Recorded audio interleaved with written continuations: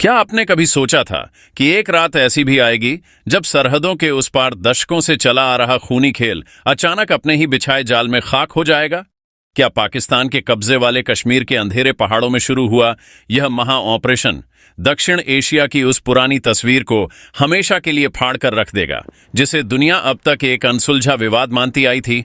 और क्या बीजिंग से लेकर इस्लामाबाद तक बैठे हुक्मरानों को अब यह खौफ सताने लगा है कि दुनिया का सबसे बड़ा लोकतंत्र अब चुपचाप घाव सहने वाला देश नहीं, बल्कि दुश्मन के घर में घुसकर उसका वजूद मिटाने वाला एक नया भारत बन चुका है? नमस्कार, आप देख रहे हैं हमारी यह बेहद खास और एक्सक्लूसिव रिपोर्ट, जिसमें आज हम आपको उस सच्चाई के रूबरू कराने जा रहे हैं जिसे सुनकर आपका सीना गर्व से चौड़ा हो जाएगा और दुश्मनों की रातों की नींद हमेशा के लिए उड़ जाएगी।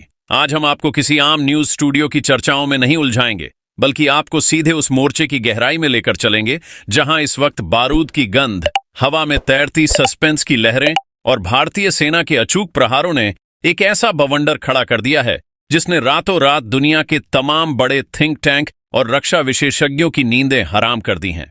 ये कोई मामूली सर्जिकल स्ट्राइक या सीमा पर होने वाली आम गोलाबारी की खबर नहीं है, बल्कि यह उस नई भारतीय स्ट्रेटेजी का वह सबसे मारक और खौफनाक रूप है जिसे देखकर अब चीन और पाकिस्तान के सैन्य जनरलों को यह समझ नहीं आ रहा है कि वो अपनी जान बचाएं या अपनी इज्जत। पूरा का पूरा इलाका इस वक्त एक ऐसे साइकोलॉजिकल और मिलिट्री शॉक से गुजर रहा है जिसकी कल्पना उन्होंने अपने सबसे बुरे सपनों में भी नहीं की थी। हम आपको बताएंगे कि कैसे भारत ने बिना कोई शोर मचाए, बिना किसी खोखली धमकी के एक ऐसा जाल बुना जिसने दुश्मन के अभेद्य माने जाने वाले ठिकानों को ताश के पत्तों की तरह बिखेर कर रख दिया है। आखिर उस रात ऐसा क्या हुआ था जिसने चीन के उन सीक्रेट प्रोजेक्ट्स की कमर तोड़ दी जिन्हें वो अब तक दुनिया की नजरों से छिपाकर पाकिस्तान के कब्जे वाले कश्मीर में चला रहा था? इस सवाल का जवाब जानने के लिए आपको हमारे साथ इस कहानी के हर एक पन्ने को पलटना होगा, क्योंकि जो कुछ भी आप अब तक सुनते आए हैं, असली हकीकत उससे कहीं ज्यादा बड़ी, कहीं ज्यादा गहरी और कहीं ज्यादा खतरनाक है। अब जरा इस पूरी तस्वीर के उस बैकग्राउंड को समझने की कोशिश कीजिए जो पिछले कई दशकों से भारत के खिलाफ एक साइलेंट वॉरफेयर के तौर पर इस्तेमाल किया जा रहा था। एक लंबे अरसे से भारत की जनता, भारत का आम नागरिक टीवी स्क्रीन पर सिर्फ घुसपैठ, सीज फायर उल्लंघन और हमारे वीर जवानों की शहादत की खबरें देखकर खून के घूंट पीकर रह जाता था। दुश्मन को लगता था कि भारत की नीति सिर्फ रक्षात्मक है, यानी जब हम मारेंगे तब भारत सिर्फ अपना बचाव करेगा और ज्यादा से ज्यादा अंतर्राष्ट्रीय मंचों पर जाकर एक कड़ा बयान जारी कर देगा। इसी गलतफहमी ने पाकिस्तान को इतना दुस्साहस दे दिया था कि उसने नियंत्रण रेखा के पार बहुत गहराई में जाकर अपने आतंकियों के लिए लॉन्च पैड, ट्रेनिंग कैंप और हथियारों के बड़े बड़े डिपो बना लिए थे। उन्हें लगता था कि भारतीय सेना कभी भी इतनी अंदर आकर कार्रवाई करने का जोखिम नहीं उठाएगी, और इस पूरे खेल में उनका सबसे बड़ा मददगार बन बैठा था ड्रैगन यानी चीन। चीन ने बहुत ही शातिराना तरीके से विकास और इंफ्रास्ट्रक्चर के नाम पर उस इलाके में अपनी पैठ बना ली थी। चीन के इंजीनियरों के भेष में वहां उनके सैन्य अधिकारी, इंटेलिजेंस की टीमें और रडार एक्सपर्ट्स बैठे हुए थे जो पाकिस्तान के साथ मिलकर भारत के खिलाफ एक मजबूत दीवार खड़ी करने का सपना देख रहे थे। लेकिन वो यह भूल गए थे कि दिल्ली में अब वो सरकार और वो लीडरशिप बैठी है जो पुरानी किताबों के हिसाब से नहीं, बल्कि नए भारत के नए नियमों के हिसाब से खेलती है।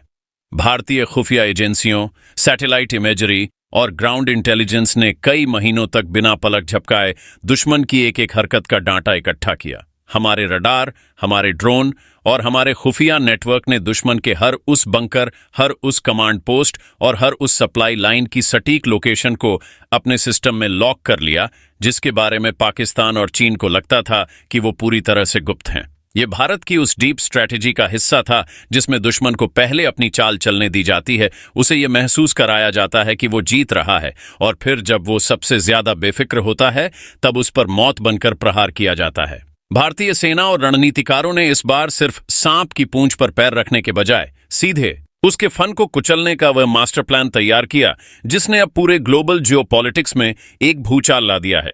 जिस रात इस महा ऑपरेशन को अंजाम दिया गया, उस रात का सस्पेंस किसी हॉलीवुड की थ्रिलर फिल्म से भी ज्यादा रोंगटे खड़े कर देने वाला था। सरहद पर सब कुछ सामान्य लग रहा था। पाकिस्तानी रेंजर्स और उनके आतंकी आका अपने अपने बंकरों में महफूज बैठकर शायद अगली सुबह भारत में घुसपैठ की कोई नई साजिश रच रहे थे। चीनी टुकड़ियां अपने अस्थायी कैंपों में बेफिक्र होकर सो रही थीं, लेकिन उन्हें इस बात का जरा सा भी अंदाजा नहीं था कि आसमान से उनके लिए मौत का फरमान लिखा जा चुका है। अचानक रात के उस भयानक सन्नाटे को चीरते हुए आसमान में एक ऐसी गूंज उठी जिसने जमीन के अंदर तक कंपन पैदा कर दिया। इससे पहले कि दुश्मन के रडार कुछ समझ पाते, इससे पहले कि उनके कमांडरों के वायरलेस सेट पर कोई चेतावनी गूंजती, भारतीय आर्टिलरी और सटीक निशाना लगाने वाली मिसाइलों ने अपना काम शुरू कर दिया। यह कोई रैंडम फायरिंग नहीं थी, बल्कि यह एक बेहद कैलकुलेटेड और पिन पॉइंट स्ट्राइक थी। भारत के टारगेट पर वो चौकियां नहीं थीं जो सिर्फ दिखावे के लिए सीमा पर बनी थीं, बल्कि इस बार प्रहार उन नर्व सेंटर्स पर हो रहा था जो पाकिस्तान के कब्जे वाले कश्मीर के बहुत अंदर छिपे हुए थे। एक के बाद एक भयंकर धमाकों ने उस पूरे इलाके को दिन के उजाले जैसी रोशनी से नहला दिया। जिन कंक्रीट के बंकरों को दुश्मन अपना गुरूर समझता था, वे चंद सेकंडों के भीतर मलबे और आग के गोलों में तब्दील हो गए। आतंकियों के ट्रेनिंग कैंप, उनके गोला बारूद के जखीरे और वो लॉन्च पैड जहां से वे भारत में मौत का खेल खेलने आते थे, सब कुछ जलकर राख हो रहा था।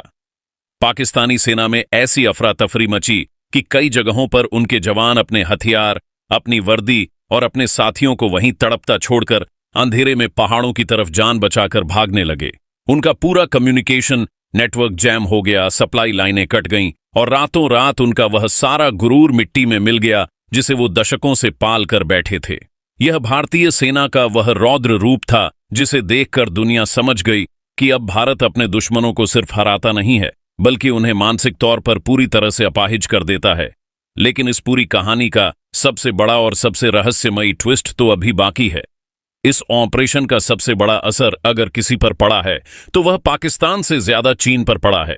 जी हां, वही चीन जो खुद को एशिया का सबसे बड़ा चौधरी समझता है और जिसने गुपचुप तरीके से पाकिस्तान के कब्जे वाले कश्मीर में अपने पैर पसार लिए थे।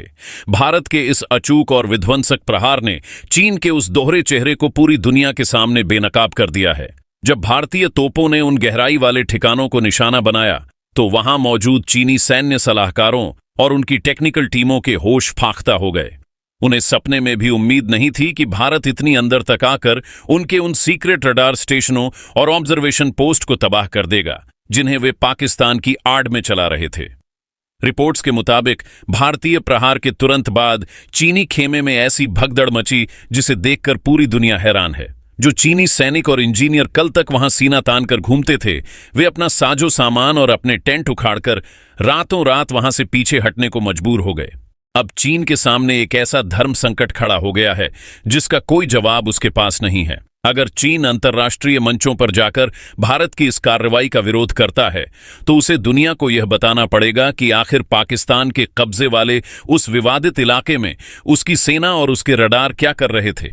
और अगर वह चुप रहता है तो यह उसकी बहुत बड़ी हार और बेइज्जती है। भारत ने बिना चीन का नाम लिए, बिना कोई कूटनीतिक बयानबाजी किए, सिर्फ अपने हथियारों की भाषा से बीजिंग को यह समझा दिया है कि भारत की सरहदों के आसपास कोई भी तीसरा देश अपनी मनमानी नहीं कर सकता।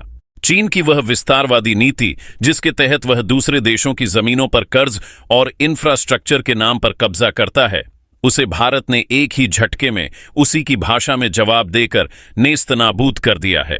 यह भारतीय लीडरशिप की उस आक्रामक कूटनीति का हिस्सा है जहां हम बोलते कम हैं, लेकिन हमारा एक्शन इतना जोरदार होता है कि उसकी गूंज 7 समंदर पार तक सुनाई देती है। अब जरा सोचिए कि इस पूरे घटनाक्रम का भारत की आंतरिक सुरक्षा, हमारी अर्थव्यवस्था और हमारे आम नागरिकों की सोच पर क्या असर पड़ रहा है।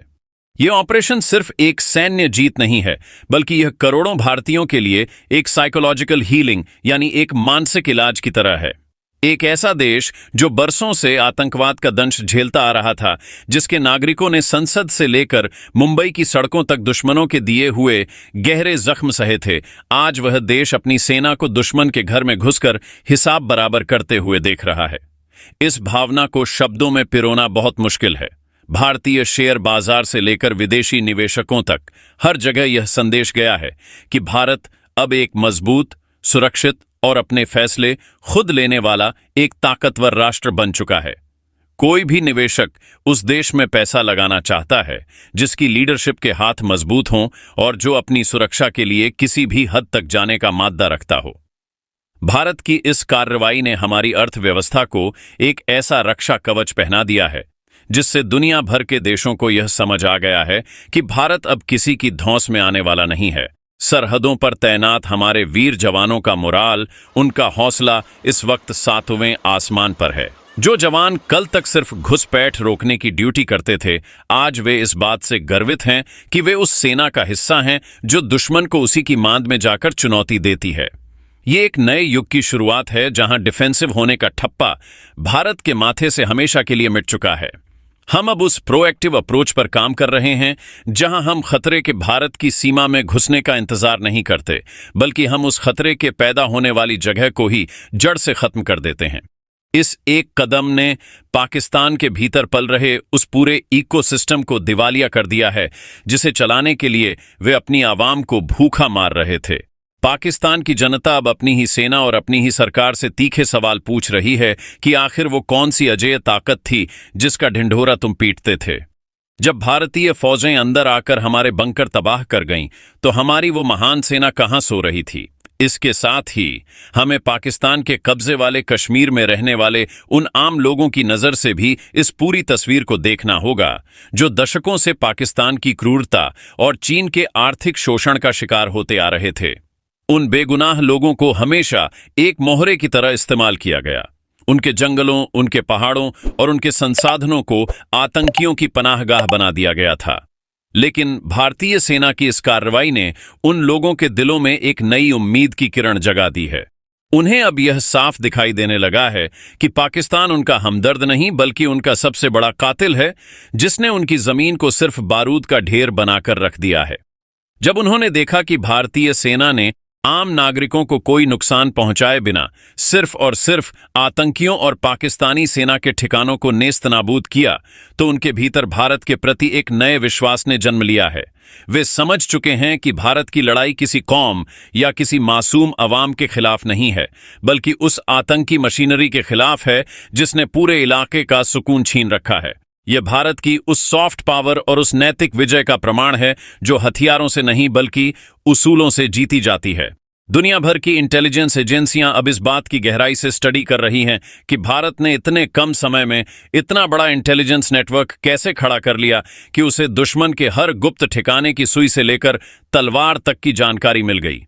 ये कोई चमत्कार नहीं था, बल्कि यह भारत के उन गुमनाम हीरोज, हमारी खुफिया एजेंसियों और हमारे रणनीतिकारों की सालों की वह खामोश तपस्या थी जिसका फल आज पूरी दुनिया देख रही है।